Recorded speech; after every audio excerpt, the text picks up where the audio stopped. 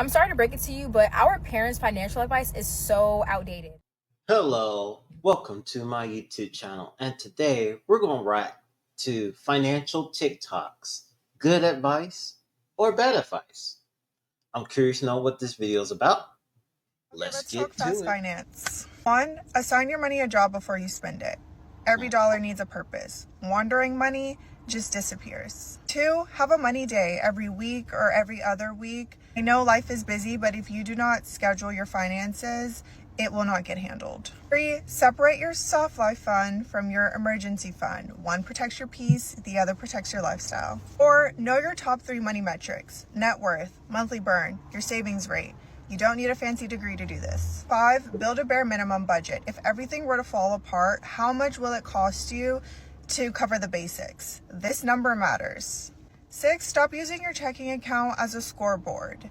A high balance doesn't always necessarily mean financial freedom. You want to elevate, get crafty and strategic about your money, aka investments. Now, seven, learn to say no even when you can afford it, okay? Discipline is not a form of punishment, it's protection. Eight, track your emotional spending triggers. Are you spending because you're sad, bored, trying to prove something?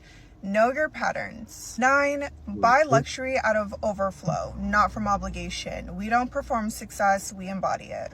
And Yeah. 10, treat your finances like a business. Income, expenses, strategy, goals. You are the CEO of your life, so act like it. It's not about being perfect, it's about being intentional. Smart girls have systems, so make sure you build yours.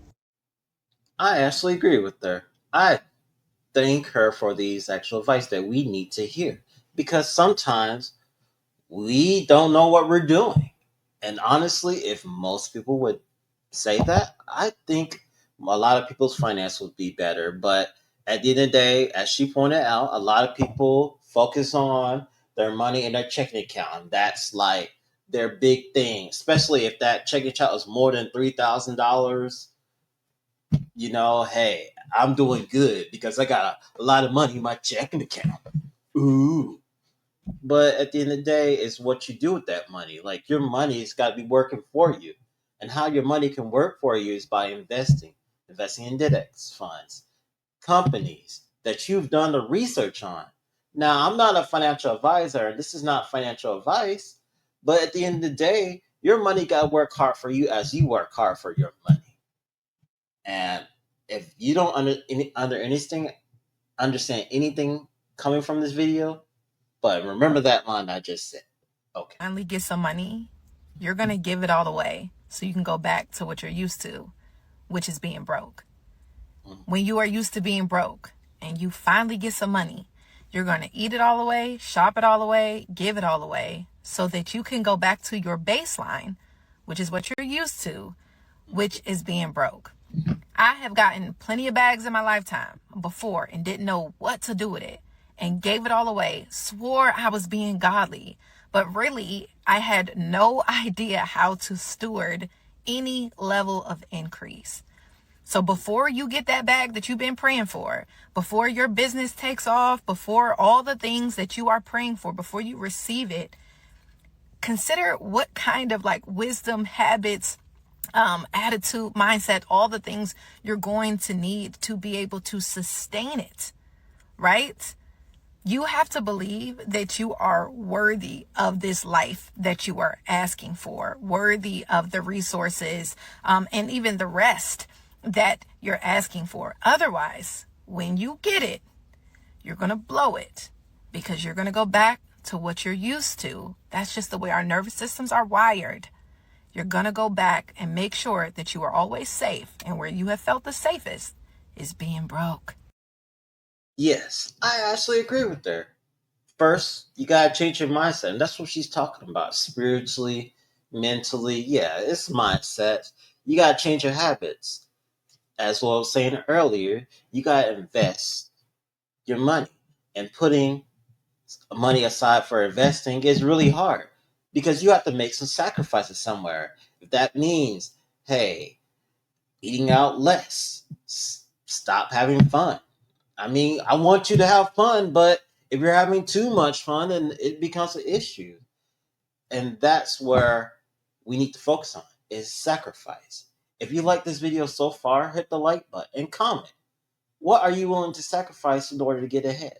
Let me know down below. You've been trying to get your money together but don't know where to start? This is the simple 3-step system that I use to go from confused and broke to confident and in control. Number 1 is clarity. I'm gonna break this down as simple as possible. You cannot manage what you can't see. Like if it's not something that you can see in here, it's not something that's gonna become a reality out there. So you have to get clear on everything financially. For this, I suggest writing it down. Your income, your bills, your spending habits. This right here is typically the hardest place for people to begin, but it's the truth that everybody needs to see because the truth is gonna set you free. Number 2, you gotta prioritize. Now that you have clarity about your finances, what's coming in and what's going out, now you need to get clear about where you're going. This is why you got to have set goals, clear, concrete goals to accomplish and to achieve, and prioritize what matters most. For me, I teach monthly expenses in your checking, $2,000 immediate fund in your regular savings, at least $10,000 in a high yield savings account for your emergency fund, at least $100 a month being invested towards the future. Then you focus on eliminating the debt. Okay, the only way this works is if you attack one goal at a time. Prioritize one goal, hit that goal, then move on to the next. That's how you create momentum financial and how you become financially free a lot quicker. Then step 3 is automate, then adjust. Now that we have clarity and the goals that we need to prioritize, now it's time to set up the systems and automations to get there. For a lot of people, this is another tough spot just because they're not used to it, but in reality, you are used to it. Setting up a $200, $300, $400, $500 automation to go towards saving is pretty much what most people do every month anyway. They buy things that they cannot afford that don't fit in the budget, but some way, somehow it always ends up working out. It's the same thing. So set it up based on the plan, even though you don't think this is going to work, and then make the adjustments later. You'll be surprised at exactly how much you'll be able to automate your system. Even if it's not the amount that you initially planned, whatever you adjust to is more than what you was doing before. I can make you one of these 3-step plans to walk you through all this with clarity. Okay, no BS, no fluff, no complicated formula. Just head to my website, imyourmoneycoach.com, or comment the word stability and I'll get it to you. Okay, well, you hear that? If you want to do that, I got his information right there. And shout out to that brother right there. Yes, you do need clarity. Where your money is going, what direction you're going. That's number 1. And the second most important thing he said, and out of this, everything he said in this video is automate. Automate your finance. That helps it so much because you don't have to think about it. You can live your life while everything's being taken care of. That's the best thing. Late to be rich? You're wrong.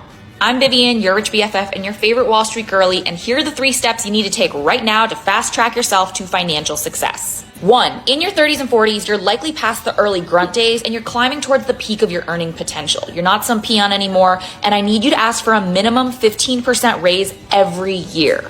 I know it sounds audacious, but we're playing catch up. You haven't missed the window of opportunity, but you'll need to be more aggressive than had you started earlier. 2, you need a hardcore budget. I'm not here to shame you for wanting the occasional latte, but you're gonna have to make some sacrifices if you want to eventually retire. Typically, I recommend the 50-30-20 method for budgeting, but if you can get saving and investing closer to 40% of your income by cutting down needs and wants, you'll be in much better shape. And last, open up a Roth IRA or backdoor Roth IRA if you exceed the income limits and contribute the maximum amount each year. Invest in a diversified portfolio of index funds and bonds. Here are a few great examples. Good luck, you got this.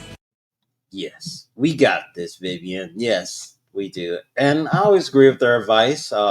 Sometimes do I think it's a little out there? Yes. But hey, it's very safe. It's very conservative. It's something that I would consider, but I would not do everything she says. The 15%, depending on where you live, that could be a little bit extreme. But I do believe that every year you do need to ask for a raise or do reevaluation on where I'm headed. Could I have this possible raise if I hit this such a goal or hit this sale goal? And honestly, if you don't have jobs like that too, your best option is to maybe find another job where you can make more money. And because most companies are willing to give you that money, you have to ask.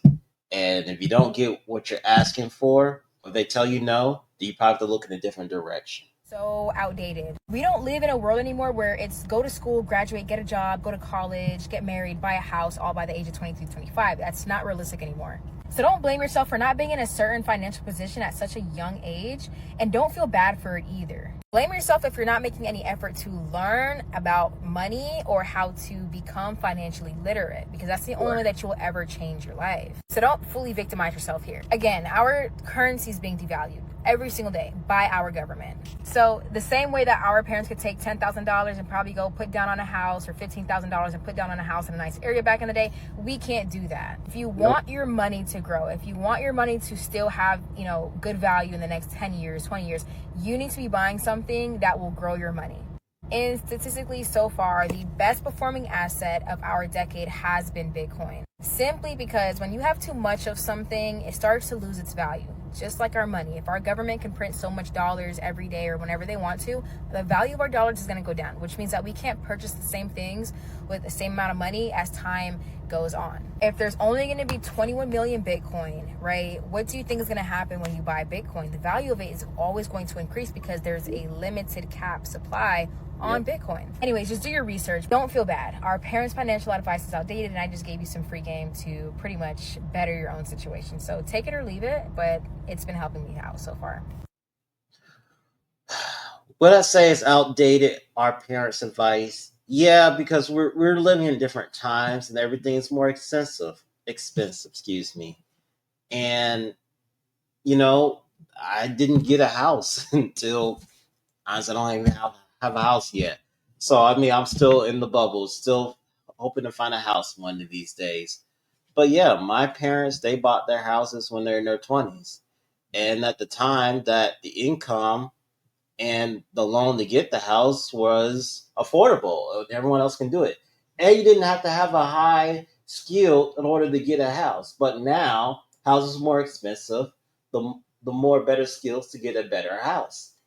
And a lot has changed. And I think the new American dream now is to really be financially stable or financially free or really move outside the country, because at the end of the day, you really don't have a lot of options.